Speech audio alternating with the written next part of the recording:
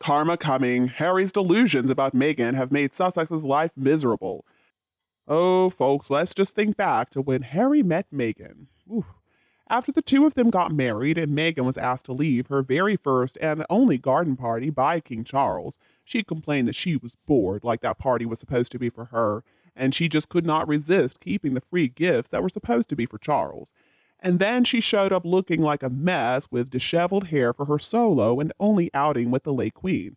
Harry believed the two of them were rock stars. And why? Well, he had convinced himself that they had done so many amazing things on that Australian tour, in spite of Meghan tossing hot tea on the staff, telling the governor's wife that she wanted the entire house for herself when they had a big wing for themselves anyway, and she also skipped out on engagements so that she could go to spas and go drinking with her bestie Jessica Mulroney. Harry truly believed that he and Meghan were so popular that he asked the late Queen to center the monarchy around Meghan, because she was a lot better at the job of being a royal than any born royal, according to Harry. I mean, it's funny looking back, but Harry wanted to be the co-Prince of Wales along with his brother Prince William, and he believed that William should just split the Duchy of Cornwall's income as well. Harry even thought that he should be co-king with his older brother, and he actually brought it up to the late Queen, to Prince Charles, and to Prince William as well. And this is why William split his household staff with Harry. Harry thought so much of himself when the public saw him as a funny prince who was charming but didn't have any intelligence, no dedication, and no selflessness either. And Harry thought so highly of the mattress actress Meghan that he insisted at the Sandringham Summit that he and Meghan should still work part-time but from a distance. Harry believed that his grandmother, the late Queen, would go for this idea. I mean, dumb does not even begin to cover what Harry believed. There was no other plan that Harry and Meghan had made. They believed they could live in the US and that Meghan could continue acting in movies, and then they would just swoop in to be seen at the fun royal events to make themselves look good and earn their money from the royals. So yes, they wanted money from all available sources. Harry believed Meghan and her schemes, and he believed that he was equal to his older brother. Harry and Meghan, for whatever reason, assumed that they could get the inside scoop on the royal family so then they could sell that information as well. Now, Diana did tell Harry that he was equal to William, but even he should have been able to understand that there's no such thing as a co-king. Harry was never really equal to William, and now he has shown that beyond the shadow of a doubt. Harry is a fool and a complete jerk. It really just proves how much Harry has needed to be contained his entire life, and his family did exactly that. Now, some things have been covered up, and that's probably going to come out now, like his violence against women and his drug addiction. Maybe that's a good thing, but Harry should take a really long look at his Uncle Andrew to see what it means to be an outcast in the royal family. It's not a nice position to be in. Seems to me that Harry's trying to trick himself into believing that he could make a comeback to the royal family without Meghan, and it would be some type of reboot Harry moment. Well, he's in for quite a surprise. A big surprise because he's going to have to deal with the consequences of all his behavior, since he inflicted that evil Meghan Markle on his family, the institution of monarchy, and the people of the UK. When Diana told Harry that he was equal to William, she never really meant that he was equal in status, and she was never trying to imply that there would be some sort of co-king future. She told Harry to always be there for his brother in response to Harry once telling her that if William was king, then he wouldn't need to do anything. Any equality was all about love for her sons, and all opportunities given to the boys by both parents, of course, would be equal. And they were, but Harry just wasted all those opportunities. William, on the other hand, used those opportunities to build a wonderful life and a future with Catherine, his own little family, with and for the monarchy, and all his amazing projects like Earthshot and the homelessness campaigning, the latter continuing the groundwork done by his mother. Harry needs to go back home to the UK, and he needs to go into some serious therapy. He requires deprogramming from Meghan's brainwashing.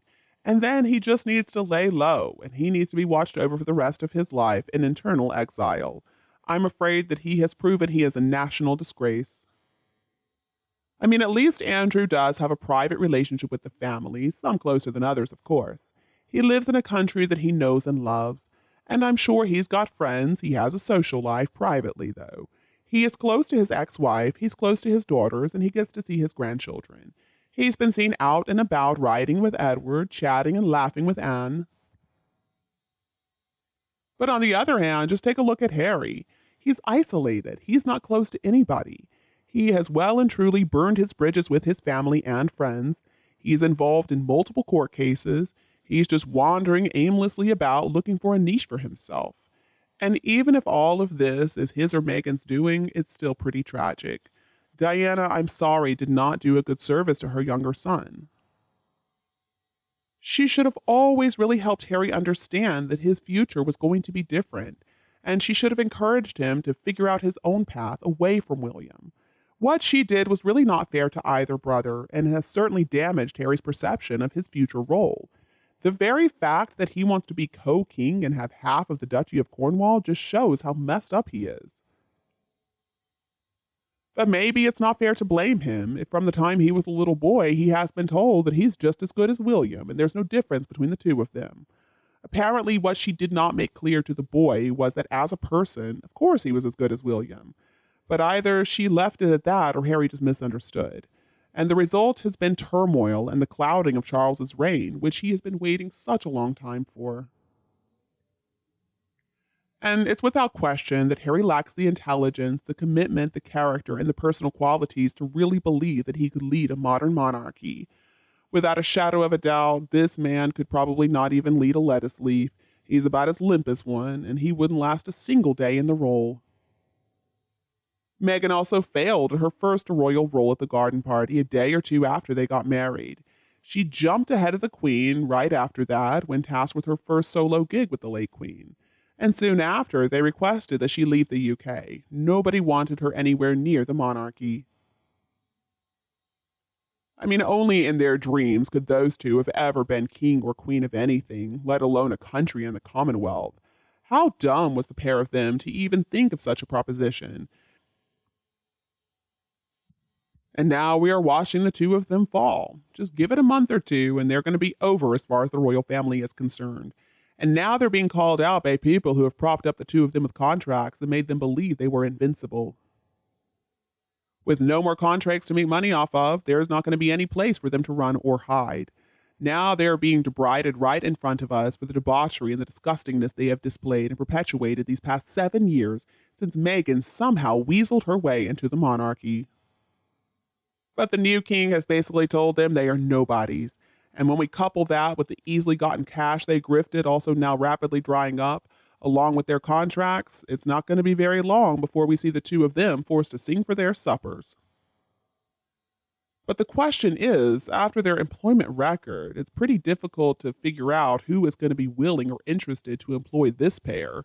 Not too many people are going to be excited about working with the pair of them after they've been labeled lazy effing grifters.